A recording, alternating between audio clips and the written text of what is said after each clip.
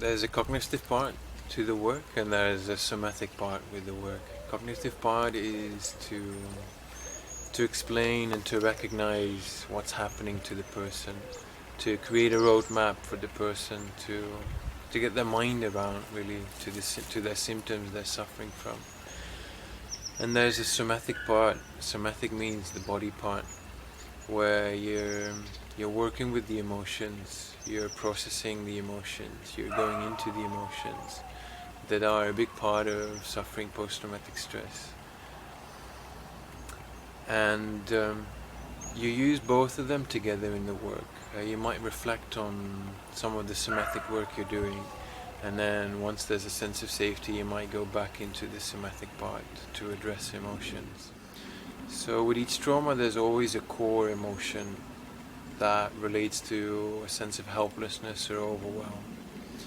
And that can be different depending on what kind of trauma you've gone through. Then, related to that core emotion, there's always a coping emotion that people develop over time when they keep suffering from their symptoms. And then later on they might develop also a coping habit. Might be smoking, drinking, having troubles with food, cutting themselves, getting lost in work, getting lost in sports, getting lost in relationships. It could be anything, your coping habit. And to the core of the emotion, there's always a sense of blame, guilt, or self-reproach, which is also inherent to the trauma. So just to put that back again together, there's a core emotion related to your sense of overwhelm or helplessness. There's a coping emotion you develop over time.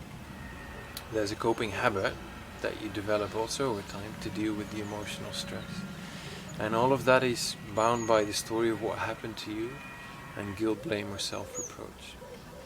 And this applies to incidental trauma, but also developmental issues.